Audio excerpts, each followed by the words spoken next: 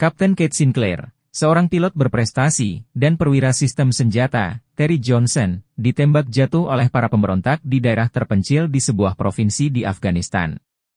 Untuk menyelamatkan diri dari para pengejarnya, dia menemukan sebuah fasilitas rahasia Soviet yang telah dikunci selama 30 tahun. Dia menemukan kengerian yang tersembunyi dan melibatkan rekan-rekannya sesama tentara dalam upaya bertahan hidup. Kate terbangun di tempat tidurnya karena mimpi buruk tentang rudal yang menghantam pesawatnya. Dia bangun dan meminum secangkir kopi yang disiapkan oleh ibunya sebelum mengucapkan selamat tinggal kepada putranya, Charlie, saat dia akan memulai misi lain. Beberapa waktu yang lalu, Kapten Sinclair sedang berpatroli di langit sebuah provinsi di Afghanistan bersama rekannya, Johnson. Namun peluru kendali muncul entah dari mana dan menghantam pesawat mereka. Para pemberontak, yang dipimpin oleh Fahid, mengejar mereka. Johnson membantu Sinclair yang terlihat terluka, tetapi musuh mengepung mereka. Oleh karena itu, Johnson memberi isyarat agar dia tetap diam, sementara dia menyiapkan senjatanya. Namun sebelum dia bisa melawan, dia tertembak.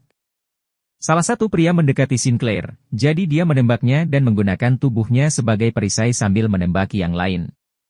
Seorang musuh menyerang dengan pedang, dan Johnson menembak pria itu sebelum meninggal. Setelah itu, sang pilot mengumpulkan perbekalan sebelum meninggalkan daerah tersebut. Tak lama kemudian, para pemberontak lainnya tiba di tempat kejadian, dan Malik, yang selamat dari pertempuran, membantu mengejar sang kapten. Dalam waktu singkat, mereka melihat Sinclair dan menembaknya. Untungnya, seorang pemberontak dengan peluncur roket secara tidak sengaja meledakkan bunker yang tertutup rapat. Sinclair menyelinap masuk untuk menghindari musuh-musuhnya. Dia melihat terowongan yang sangat dalam dan menuruni tangga.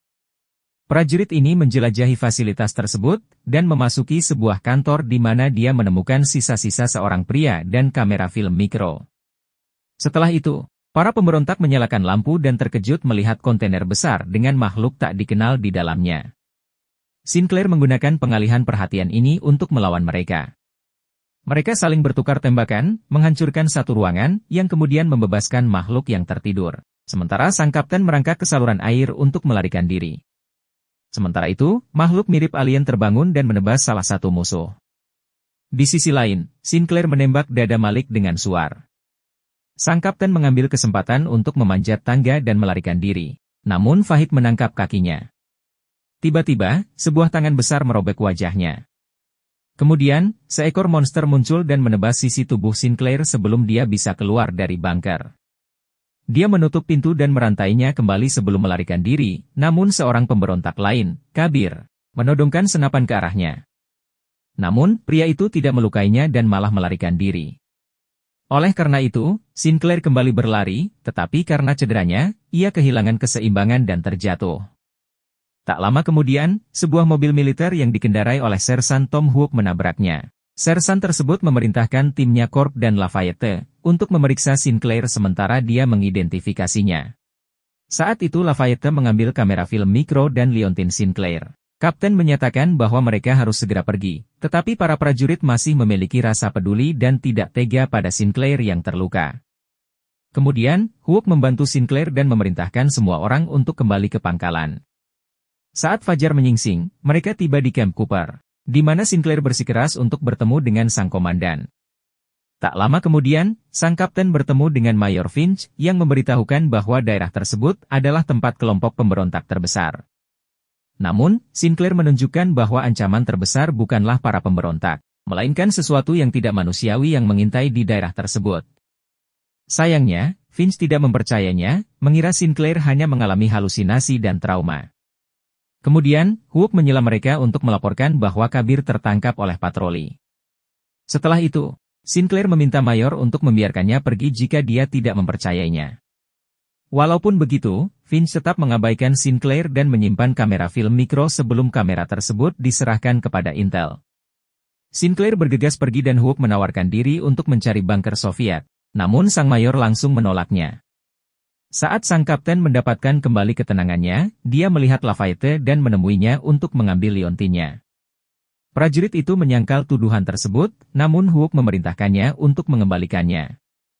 Hook mengikuti Sinclair dan menghiburnya. Dia berkomentar tentang kepribadian sang Mayor, sehingga Sersan menjelaskan jika sang mayor diturunkan pangkatnya karena suatu pembangkangan dalam salah satu misi mereka.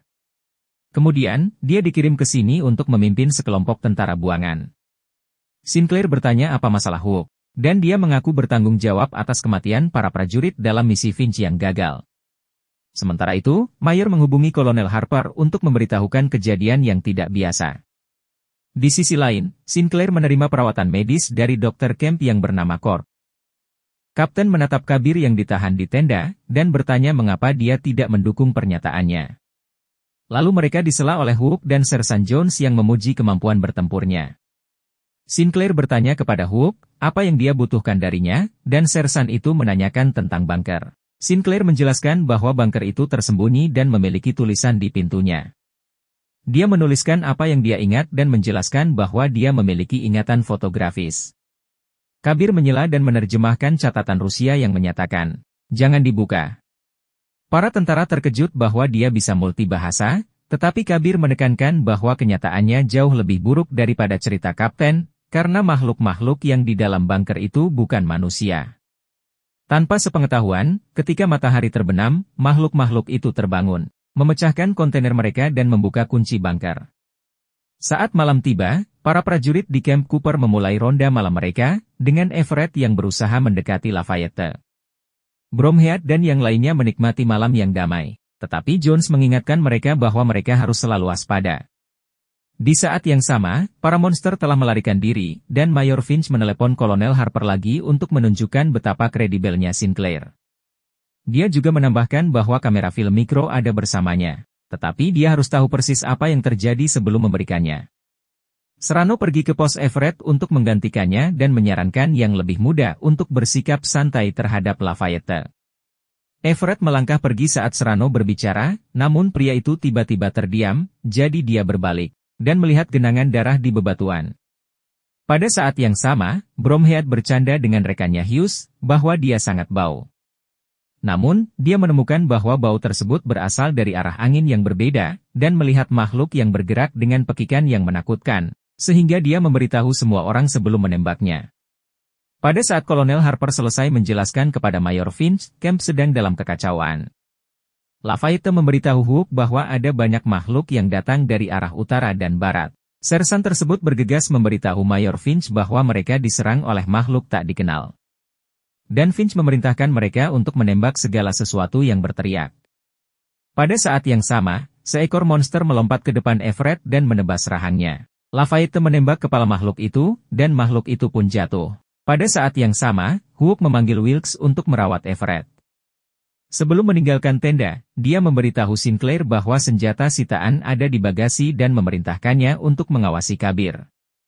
Tiba-tiba, seekor monster dilemparkan ke dalam tenda Finch, dan keduanya saling berhadapan.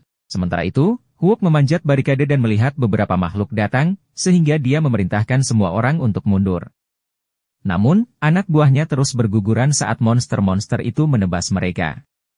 Sementara itu, seekor monster memasuki tenda Sinclair saat dia membuka bagasi untuk mengambil senjata. Makhluk itu mencekiknya dengan lidah, dan matanya menjadi seperti tentakel yang hendak menyentuhnya. Untungnya, Kabir melepaskan ikatannya dan membuka kopernya, mengambil pisau dan memotong lidah dan mata monster itu. Dia menyayatnya secara brutal sampai monster itu tidak bisa bergerak. Kemudian, dia memberikan pistol kepada Sinclair sebelum pergi keluar. Pada saat yang sama, Bromhead memanggil Hughes untuk mundur. Namun sang prajurit tetap menembaki musuh. Tiba-tiba, seekor monster melompat ke depannya dan memenggalnya. Namun, senapan mesinnya mengenai tong minyak, dan sebuah ledakan meledakkan para tentara dan monster. Seekor makhluk akan menyerang Bromhead, jadi Jones menembak kepala monster itu. Semua tentara berlindung, dan Bromhead menyeret Kabir bersamanya. Hook memerintahkan Lafayette untuk membuka gudang senjata, yaitu untuk persediaan mereka sementara dia dan Wilkes menyelamatkan Mayor. Untungnya, Hook melemparkan bom kilat ke dalam tenda sebelum Mayor benar-benar dikalahkan. Kemudian, Finch mengambil tongkat bisbol dan memukul kepala monster itu beberapa kali. Di sisi lain, Lafayette dan para prajurit lainnya tiba di gudang senjata. Prajurit wanita hendak menembaknya. Tetapi Bromhead menghentikannya karena takut gudang itu bisa meledak, jadi dia mulai mencongkel kuncinya. Ketika gudang itu akhirnya terbuka, semua orang menjadi kecewa, karena melihat gudang itu hampir kosong. Lalu mereka semua masuk ke dalam kontainer, sambil melindungi Hook dan Wilkes yang membantu Finch. Lafayette memberitahu mereka untuk membidik kepala, dan mereka semua menembak monster yang menerjang ketiganya. Sinclair mengambil kapak dari gudang senjata dan melompat ke punggung monster tersebut. Kemudian, dia menyerang leher monster itu berulang kali tetapi terlempar. Hook menembak kepalanya, dan mereka semua bergegas masuk ke dalam gudang senjata untuk mencari perlindungan. Hook menyatakan bahwa mereka akan menunggu matahari terbit, sementara Wilkes merawat Finch yang tak sadarkan diri. Di luar, para monster mengumpulkan tubuh-tubuh tak bernyawa dari para prajurit. Hook mulai menanyai Kabir, untuk mengetahui apakah ia mengetahui sesuatu tentang musuh mereka. Dan pria itu mulai menceritakan sebuah kisah lokal. Dia mengatakan bahwa ada sebuah bintang yang jatuh beberapa tahun yang lalu. Mereka mengira itu adalah pertanda dari Tuhan untuk memulai perang suci, sehingga penduduk setempat mulai memerangi pasukan Rusia. Orang tuanya mengajarinya cara berperang, dan pada musim dingin 1988, pasukan Afghanistan mulai menang, terutama dengan rudal penyengat mereka. Namun, kejadian misterius mulai terjadi ketika orang-orang hilang satu persatu di malam hari. Mereka menemukan beberapa mayat yang sudah hancur.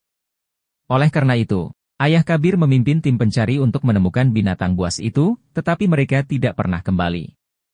Pada saat yang sama, tentara Soviet tiba-tiba mundur, dan peristiwa misterius itu pun berakhir.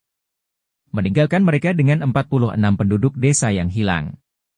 Ketika pagi tiba, para prajurit menemukan bahwa mayat rekan-rekan mereka telah hilang, dan jejak darah mengarah ke barat. Setelah beberapa saat, Jones dan Bromhead mengambil tubuh monster yang sudah tidak bernyawa. Mereka melihatnya lebih dekat dan menemukan makhluk seperti alien yang terbakar di bawah sinar matahari. Hooks memerintahkan Wilkes untuk mempelajari dan membedahnya, yaitu untuk mengetahui lebih banyak tentang makhluk tersebut. Setelah mengamati dengan seksama, dia memberitahu semua orang bahwa monster itu tidak terbiasa dengan sinar matahari. Peluru tidak akan berhasil karena kulitnya yang keras, dan giginya dapat ditarik seperti hiu. Kemudian, dia mengambil peralatannya dan memotong perut monster itu. Jones memerintahkan Bromhead untuk membantu, dan Wilkes melemparkan usus ke lengannya. Namun, dia tiba-tiba berhenti, dan dengan ekspresi bingung, dia menyatakan bahwa semua organ monster dalamnya berasal dari manusia. Mayor Finch menyela, dan menjelaskan apa yang disampaikan oleh Kolonel Harper kepadanya. Dia memberitahu mereka jika sebuah pesawat alien jatuh di bumi pada 1979, dan Soviet menginvasi negara itu lalu menyimpannya untuk penelitian mereka sendiri. Mereka juga menemukan cara untuk mengintegrasikan DNA alien ke dalam manusia, menghasilkan monster hibrida yang sekarang mereka lawan. Sinclair menyebutkan adanya pasukan monster hibrida di dalam bunker, dan karena para tentara tidak memiliki tempat untuk pergi dari lokasi mereka saat ini, maka Mayor Finch menyatakan bahwa mereka harus bertempur. Namun, dia berjanji untuk melindungi orang-orangnya semampu dia.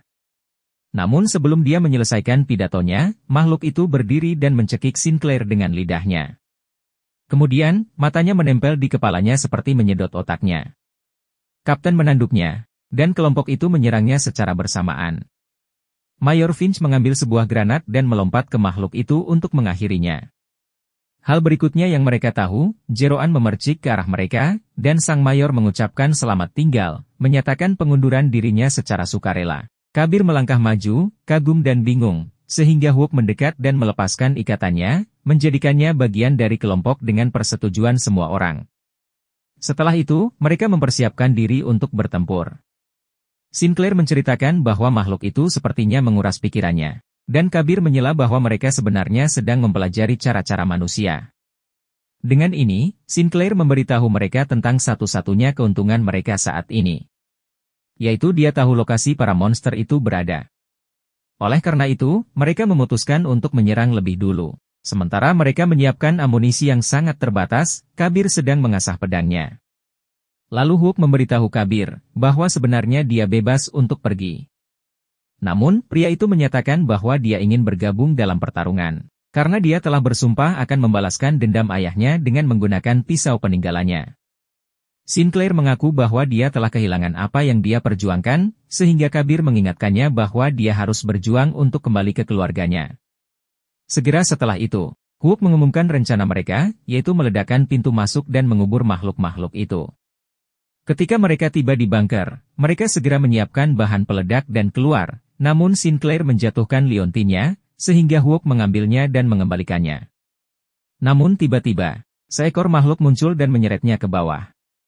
Sersan Jones hendak meledakkan bunker, namun Hook menghubungi mereka melalui radio untuk mendesak mereka menyelesaikan misi. Lalu Sinclair membujuk semua orang untuk menyelamatkan Hook, sehingga para prajurit masuk ke dalam, dengan Wilkes yang ditinggal sebagai pengamat. Mereka mengikatkan lift ke kabel mobil militer, sementara petugas medis berjaga-jaga. Saat mereka mendarat, Wilkes menerima perintah untuk mengevakuasi area tersebut dalam 20 menit. Dia memberitahu timnya, dan para tentara bergegas menyelamatkan Hook. Sementara itu, sang sersan mencoba melarikan diri, saat makhluk itu memakan tubuh rekan-rekannya dari camp. Namun, monster itu mencekiknya, jadi dia menggigit lidahnya dan menikam kepalanya. Setelah memastikan bahwa makhluk itu tidak bernyawa, dia mengambil beberapa senjata. Sementara para prajurit masuk lebih dalam ke bunker, Kabir menemukan sisa-sisa penduduk setempat yang menjadi bahan percobaan, dan Sinclair menemukan alien yang ditangkap di dalam sebuah wadah besar. Hook menghubungi mereka, dan Kapten menginformasikan kepadanya untuk mengikuti tanda-tanda biohazard. Namun, dia dicegat oleh para monster. Dia meluncur ke dalam laboratorium saat rekan-rekannya menembak monster yang mengejarnya.